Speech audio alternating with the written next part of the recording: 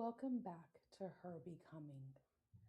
So, today's conversation may sound like it's about renovations and entrepreneurship and even opening a bed and breakfast. But somewhere in the middle of exposed floorboards, freezing winters, burst pipes, and trips to TJ Maxx for flowers that absolutely did not make any practical sense, it became a conversation about identity. Today, I am joined by Kendra Spohn, realtor and owner of the new Mayor's House Bed and Breakfast in Benton Harbor, Michigan. What I love most about Kendra's story is that she doesn't just pretend any of this was graceful. She talks honestly about what it looks like to live inside the mess while still trying to create something beautiful and welcoming anyway. We talk about ambition, exhaustion, womanhood, faith, rest, and the pressure that so many women feel to constantly hold everything together while still appearing polished in the process. I honestly think a lot of us know what it feels like to be building something while simultaneously not trying to fall apart inside of it. So, whether you're building a business, rebuilding yourself, or simply trying to hold beauty and chaos in the same hand right now, I think this conversation is going to encourage you. Here's my conversation with Kendra Spohn. Mm. Kendra, thank you so much for your time today. You have always been drawn to creating spaces for people, whether it's through real estate, renovations, Airbnb hosting, and now the mayor's house. Yeah. Looking back, where did that desire come from, and has it always been a part of who you are? I think so. My dad's an architect, and I grew up, I remember going to Lowe's and all of these different construction sites. And I just remember like it was my playground, being around all this creativity. And that was like the smell of brand new wood was one of my favorite smells growing up, just because I was just around it all the time. And new builds is what my dad did. So we didn't do a lot of renovating when I was younger, actually. It was all new builds. And I just grew up around it. And I've got a lot of people around me that uh were either in real estate or building. Yeah, so I feel like it's kind of a part of me. So, how did you end up with the mayor's house? Tell me how that journey came to be. So I was planning on staying in St. Joseph for forever, Mm-hmm. which is like 10 minutes away. Um, I was 2 blocks from Lake Michigan. I lived in a duplex with my son. We lived in the lower unit. We rented out the upper unit. I was like, this is so nice. I'm living for Mm-hmm. free. And that's all I really wanted, was just to like kind of have enough and feel relaxed and calm and not have to work my tail off. And I was actually helping clients find a property, and they wanted to be in this range of like 100,000 to 120 or 130. And I was like, well, that's going to be really difficult to find a home that's done, because they didn't want to do work either. I'm like, that's going to be difficult in that price range. But I was looking for him. This one came up on the market, and it was just this huge Mm-hmm. Victorian house. And they wanted 120 for it. So I went from, I'm going to be here till I'm old in St. Joseph and live in this lower unit and just like kind of have a nice little easy life and just, do artwork because I like to paint. And then I was like, you know what? I guess I have to get this property. And so I bought the house. That was a whole bunch of effort just to get the right loan, because I started real estate less than 2 years earlier. And all the banks were like, well, you have to have at least 2 years of Mm-hmm. for you to with the same job consistently to get this loan. So I had to go through like a hard money lender and I had to go through so many hoops just to get the house. I was like, I know that I can make this thing make money. And I know if I move out of my St. Joseph house, I can rent out both upper and lower. And that lower unit could pay for my mortgage on this one. So I'm like, that would be amazing. So that was what the goal was. And then after I've been renovating it, I was like, I really want to turn it into an Airbnb, but it's not allowed here. So I understood that. And I was like, if I stay on site, I can just do a bed and breakfast. And that way it's not that disconnected Airbnb feel. So I brought it to the city and they all loved it and they approved it. So here I am. That was a very recent approval too, correct? Yes. Yeah. I remember I wanted to like wait to do this because I was like, well, I'm a realtor right now, but it'd be really cool to do it after I got the approval for the mayor's house because that's going to be a really big stepping stone for me. Being able to be a host and having more passive income to kind of, I'm a single mom and now my son's 19. So I don't know if I can say that anymore. My son's 19. He's got a job. He's moved forward. And now I'm just like, wow, what do I do for me now? And this is it. So it's going to be fun. This It's such a fun season. And so, speaking of your son, one of the things that you told me and we had talked about is helping him start a business when he was only 16. What was that experience like for you as a mother and an entrepreneur? Actually, I realized it was when he was 15, and I think that that experience was the only reason why I ended up doing this.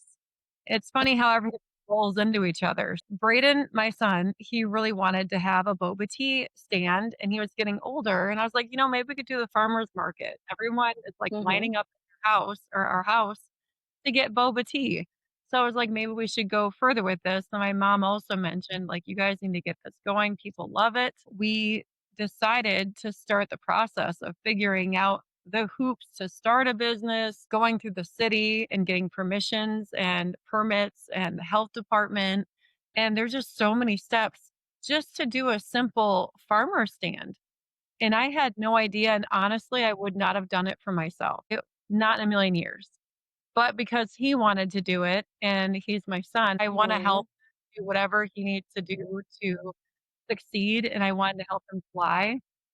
And it's funny how that ends up rolling into my life and being helpful for me because I was like, "Oh, well," I would have thought that the idea of starting a bed and breakfast would have been way over my head if I didn't already start Braden's Boba Tea because I didn't know how to even, like, I have to call the city and say what? Who do I contact? Like, what are my it was a lot starting the process. And now I kind of had the familiar step of what to do and I wasn't as scared in dealing with the city.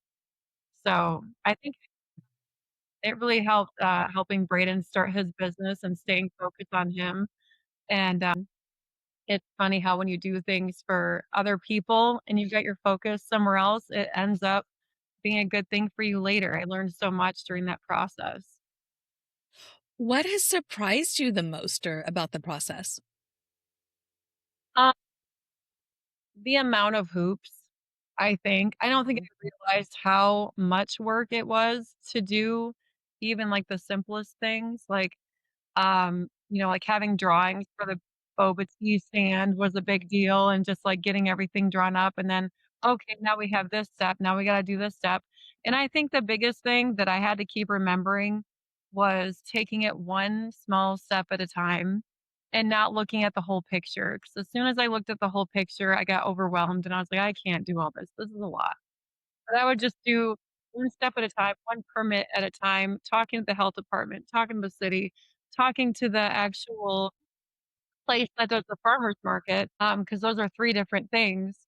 So I think that was surprising, the amount of steps, and, it was also surprising that I was able to do it. Because for some reason, I've always felt like I can't do these things, and that's probably the most surprising thing is that I am doing these things and I am accomplishing them, and, I think I just always felt like I wanna do these things and I don't know how, so I'm not going to or You had told me your realizing like what you're truly capable of in all of this process. So, was there a moment where you realized I'm stronger than I thought I was? 100%. There's been a lot of moments. I think that this house really made me realize what I'm able to go through, because I got this house in December 2024. As soon as I was able to buy the house, which was end of December, I got it the day before Christmas Eve. And so as soon as we closed, I was like, I want to be in my house during Christmas. I think that'd be so awesome. I remember those pictures. Yeah, I just closed on it like the day before. And I was like, I want to make it home for Brayden because that was my priority was doing all of these things, but also keeping home and making sure that I'm not making him feel like I'm ripping him out of his childhood home and throwing him into this empty abyss of a home. Like, it's just like it was a mess. And like the furnace went out, the windows are plexiglass. The heat just flew out of this house. It was horrible. We were freezing, and I was like, "This was not the best idea, and I should not have moved out directly right during December when, I had no idea really what I was jumping into." But I really wanted to rent out the lower unit that I was staying in, and I really didn't feel like I could afford both places. Really wanted to just move out of there, move all my stuff to the basement of this house, and then rent out the lower unit so that I felt better financially. And we had all of my stuff in the basement here while renovating the property. So that was a lot. And then things just kept going wrong. My pipes burst. I was bartending at the time at Sandbar and doing real estate, dating. And I've got 2 dogs, 3 cats, and my son, and working on renovations. So it was just a lot, like Mhm. very overwhelming. And I'm like, whenever I think back, I'm like, I can't believe I made it.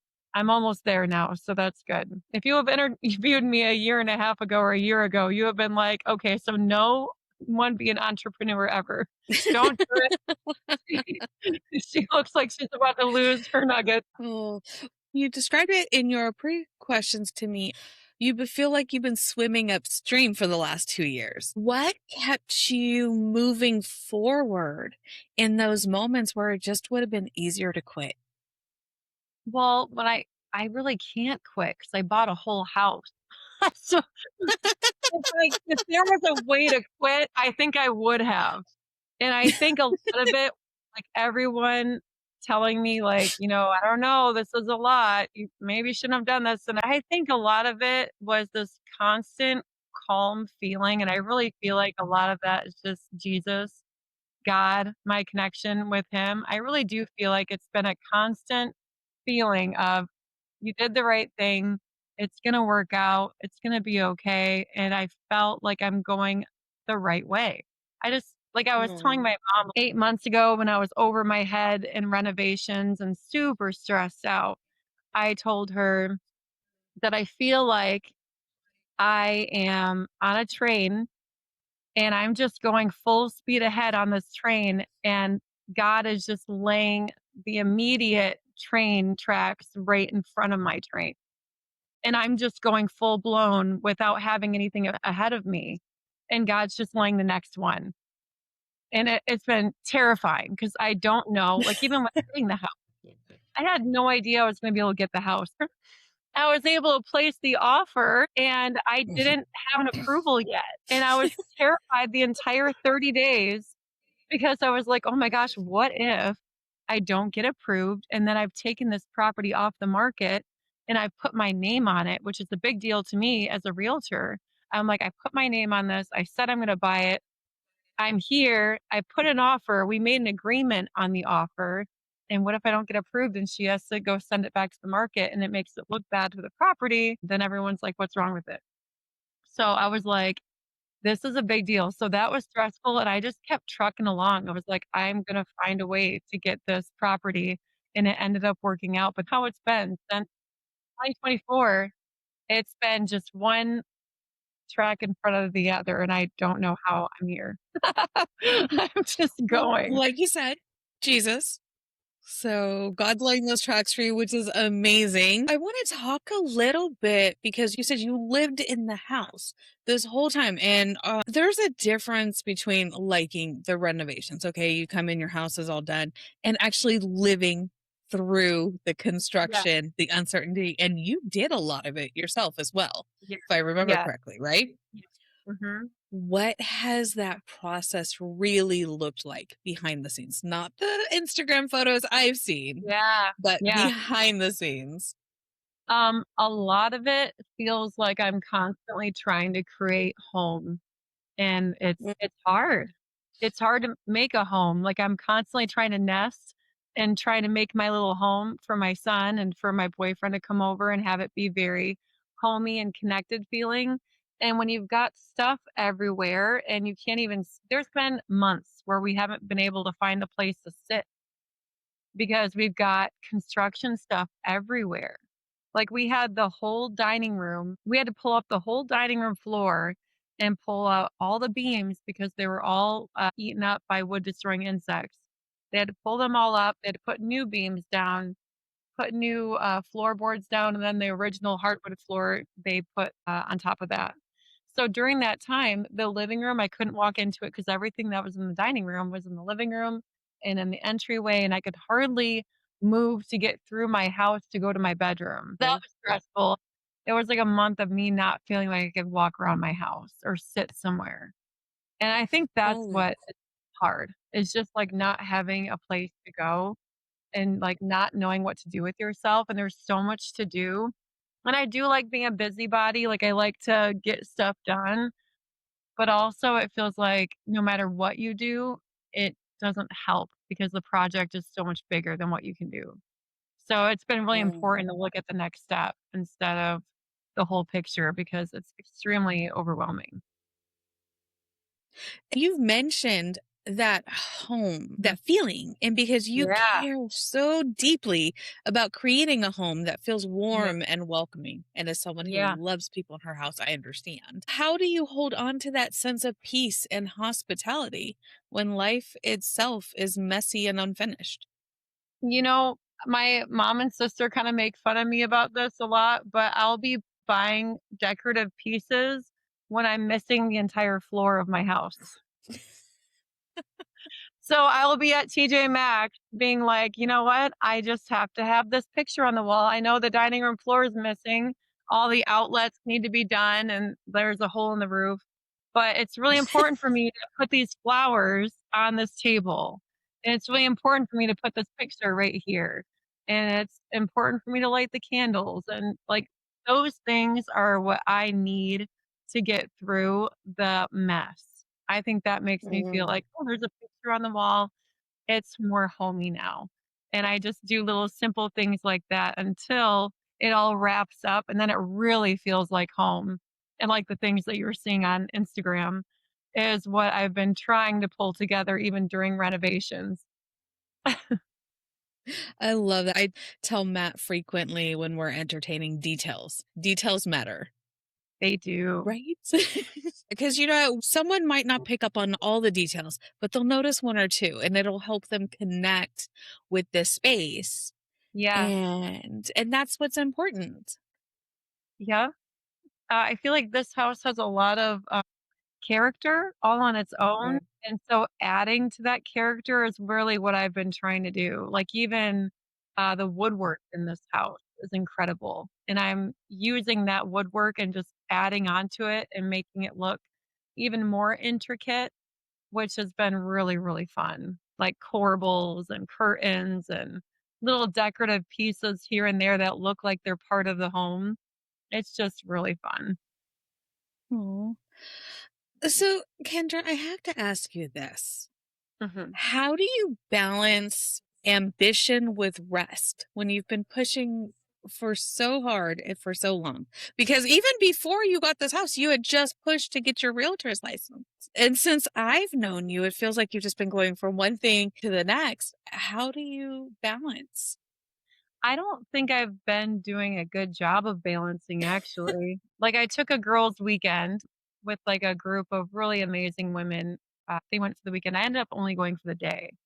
because I just couldn't even I didn't feel like I could even do nothing for the whole weekend because I had so much on my Mm, plate. So I went for the day, and when I first sat down, I was like, "Okay, what? What are we doing? Are we doing something?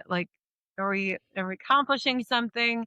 And it took me a while just to sit and to rest, and it helps that they're all Christian women.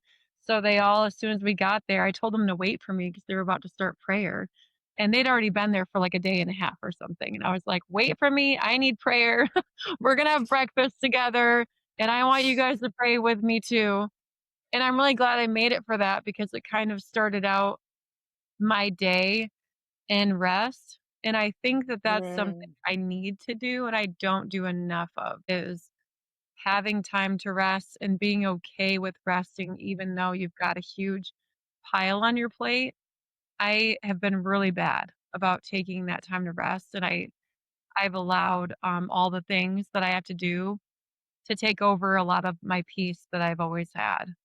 'Cause I've always been very, lighthearted and fun and, fly by the seat of my pants. In the last probably 2 to 3 years since I, took this road of real estate and, real estate's also never ending. There's not like a mm. clock out. So you're getting calls, text messages, 9 o'clock at night, 6 or 7, not 6 in the morning. Realtors don't get up at 6 in the morning.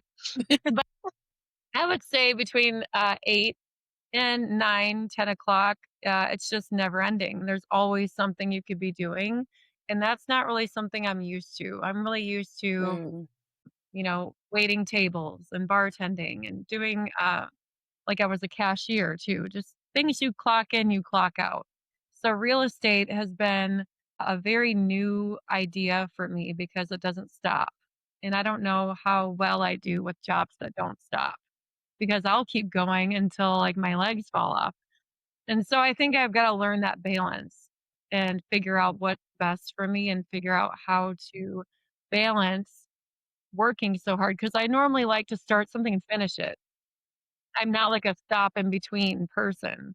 I'm like, if I start something, I want to finish it. I'm going to keep working until it's done. And that's been really complicated with real estate because it's never done. And this house is complicated because it feels like it isn't ever done either. Although things are wrapping up now. And I do feel like I'm having not necessarily time to take a break, but time to appreciate how far I've come. And before, there mm. appreciating. It was like, "Oh my gosh, this you can't even pause long enough to appreciate anything because it's such a mess." So, I think it's been giving me time to appreciate how far I've come lately.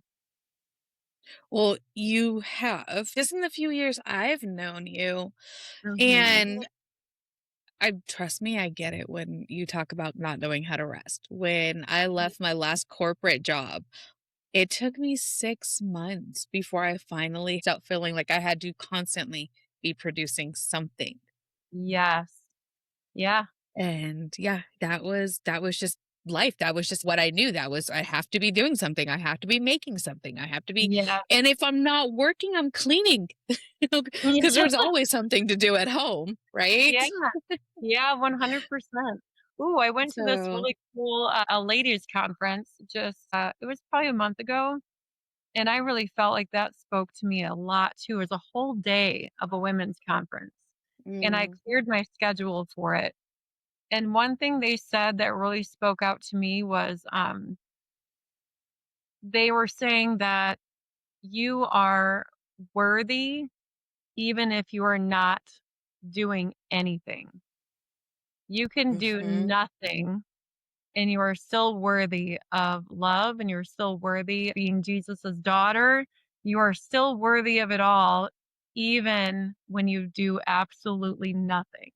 And I was like, mhm. that sounds ridiculous. And I needed to hear it because I've been, needing to be productive and needing to do things and needing to Mhm, accomplish so much. And really just hearing that hit something in me, and I was like, that's so true. And I don't even know what that feels like to feel like I don't need to do anything to be worthy. So, I think mhm. that's where a lot of this is coming from too, is I'm really ready to just sit in what I've created. I'm so excited about it. And we're coming to the end of this. It's gonna be good. Yeah, you're so close. You're so close. I have to ask, why do you think it's so hard for women to rest? We've got a lot on our plates. I think women have so much, and there's so much balance that you have to have. A lot of us are the mothers and the fathers, and a lot of us are Mm, trying to take care of all the bills on our own and also being handymen and, trying to guide your kids in the right direction. And, if you've got a significant other, you're also trying to be attractive and fun and sexy. And then you're also trying to be mhm, Christian and, doing the right thing. And it's just a lot to balance being all the things. It's a lot we have on our plate. Not simple. We're most definitely having to be everything in one, and I think a lot of women get overwhelmed with it, including myself, but ultimately, I think we do an amazing job as Absolutely. women. I think women are Absolutely. really strong. I don't think men could do the things that we do when it comes to that. I mean, they're yeah, amazing. They're amazing, but I think that balancing the amount of different personalities and different types of things that we have to do, they're all so drastically different and we're able to do them, mm. I think it's incredible. Most definitely not bashing, they're amazing also. They are, but even They Matt are. loves to joke that if men had to have babies, the earth would have died out a long time ago. Yeah.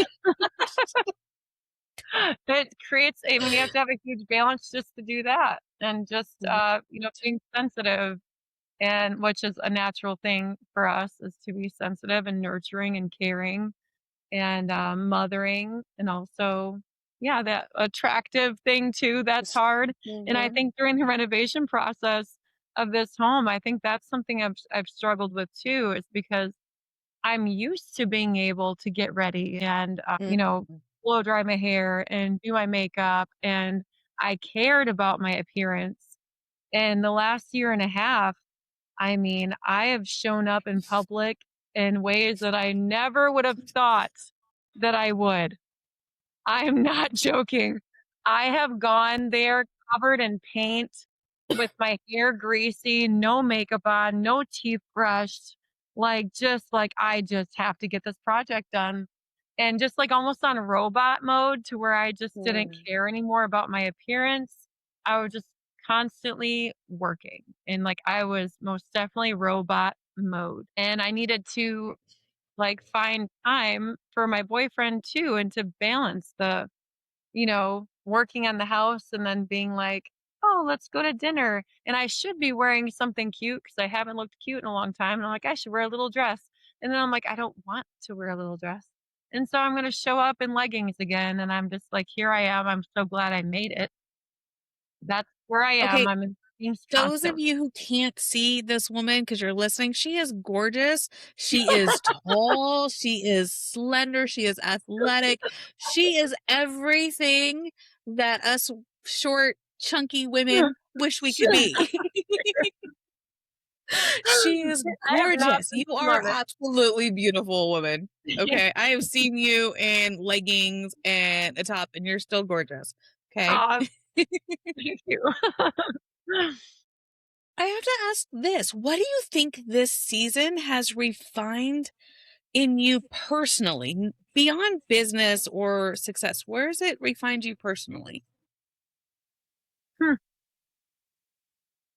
I feel I guess by refined. What do you mean by refined me? Where has it just polished you up just a little bit more? Where we just were talking about my appearance, actually, I think that's where it refined me was to help me get over it, over my Okay. and I think that's really helped because I think I've really felt like I've needed to look good, and that was part of who I was having my makeup done, having my hair done, looking mm, presentable when I went in public, and I think that being so overwhelmed and over my head, I had to throw out a lot of those things, and I think it also made me feel like I've got more value than my appearance, and I actually mm, was totally fine I didn't feel horrible in public going out like that. I went out to Lowe's every single day and I made tons of friends there. They all knew me by name. They're like, "What are you working on today?" And I started developing relationships not based on me feeling good about myself and my appearance, but just like what I am doing that day felt good. And I wanted to share it with everyone. And I started building friendships that way also. So I think with refining myself, I feel like I got rid of a lot of my need to appear to be beautiful or appear to be put together, and that it's okay to not look like you're together all the time. And I feel like I gained a lot of self-confidence in a different way over the last year and a half. Oh, I love that for you. I love that for you. Okay, so I want to ask you this because you've talked about home and creating that space. And so Mhm. I want to know, what does home mean to you now compared to a few years ago? Well, so my home's always been where my son's at, Mm. really. And so that's really changing because um, yeah, he's got a job now. So 3 weeks out of 4 weeks, he's gone. And so I've kind of like been running into that feeling lately of like, what is home to me? Same questions, wondering, like, why am I doing this? And then I think the mayor's house has been helping me with the idea of hosting for other people and creating a space where other families can come here and use what I've created and made a home. I can have other families experience that home feel.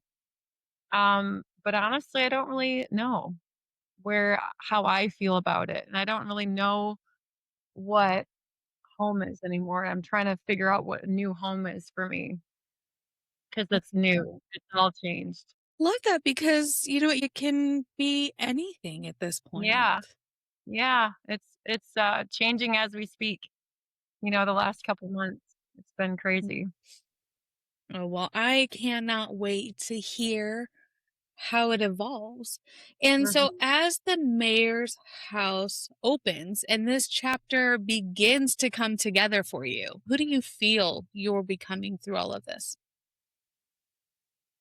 I feel like I'm becoming excited about the future, and I feel like I'm creating stability for myself. And I've always really wanted to create a stable place and have stable finances and just create a beautiful place that I can say that I was a part of and created. I feel like even just being a business owner, it just feels good. Just saying, Mm. I own this, I created this. I think that's what I am excited about becoming is independent and successful and all of those really cool titles put over me is it feels good. But Oh, just feeling confident in myself and what I can do and realizing what I can accomplish is what I'm becoming. I'm becoming someone that's realizing how much I can do. I love that. I love that. Oh my gosh. So, what would you say to the woman who feels like her dream is taking longer than she expected? Keep going, keep pushing one step at a time, and you don't have to know all the steps, but just get on that train. Get on the train, get in movement, and it doesn't matter that you know how you're gonna get there, just get moving towards that and go as Mm. quickly as possible towards that, and then you'll figure out as you're going towards that, "Oh, I guess I needed to turn this way," or, "Oh, I don't know about this bump." You're gonna figure it out, but if you don't start and you don't get on that train, you don't start rolling your wheels, you're gonna be stagnant. So just get moving. Right? Sometimes the hardest part is that first step. It is. I think getting moving is the scary part. Yeah, and then once you get going, you're like, now it's all just figuring out, how do I start a business? How do I do this? And it's okay to have all those questions as long as you're moving on it. You're calling people and asking the right questions, finding out who you have to even start with. You know, just those questions alone can be a huge deal. Oh, so exciting. I cannot wait for us to come up because I know where we're going to be staying when we come to town. Yes. Um, Yes. I can't wait either. Yeah. as we wrap up, I ask everybody this last question. Kendra, what is something you wish I would have asked you that I didn't? Ooh, I don't know. Um, hmm. What's my favorite restaurant in town? All I'm thinking about is food Okay. right now. What is your favorite restaurant in town? Where would you send a new guest to the mayor's house? Where would you That's a send them good for dinner? question. Okay, yes. Well, I live like 3 blocks from the Arts District in Benton Harbor. So it's really up and coming. It's got so many different places that just popped up. We've got fine dining here with Houndstooth. My sister works at the Livery, which is a little brewery, and they've got really good pizzas and macaroni and cheese. And downtown Silver Beach, like over in St. Joe, there's a really cute place that's called Silver Beach Pizza. And they have like a second floor that overlooks Lake Michigan. And so that's really cool just to be out there and watch the sunsets. And yeah, so we've just got so much going on here actually. So when you come up here, we're going to have to just have like a whole day of eating light snacks at all my favorite places. Darn. Darn. I can't wait. Hurry up. Oh, deal. Oh, well, thank you, thank you so much for agreeing to do this and sharing with us. And yeah, I'm going to be scanning your Instagram and I'll be snagging a whole bunch of pictures for the article so I could share and Yeah. everybody can see the gorgeous work she has done on the mayor's house. And tell everybody again what city it's in and how they can look you up. So it's called the Mayor's House and the Mayor's House Bed and Breakfast, and it's in Benton Harbor, Michigan. Yep. And when will you officially be open for guests? We've already got bookings in June. Hey, So hey, okay. yeah, I actually have it open as soon as May 15th, but thank goodness no one's booked it yet because I'm right now carving out my driveway and I'm putting in a gazebo tomorrow. So I'm like, but I really like that fire on my butt. So I Mhm. said opening May 15th because I do really, really well when I've got a fire on my butt. And so I'm like, well, everything's gonna be done by the 15th. So hurry up. Hurry up, train, working I overtime. love it. I love it. Okay, I will link everything to find out about Kendra and the mayor's house in the show notes and on the Her Becoming article. Again, thank you so much for your time. Thank This has you been so an much. absolute delight. I cannot wait to see you. Thank you for spending your time with us today on Her Becoming. And a special thank you to our guest today for sharing her story so openly. Women like her remind us what courage and growth look like in real time. I'm grateful that this conversation encouraged you, but I hope it does something else. I hope it also reminds you of something important. Your story is not finished yet.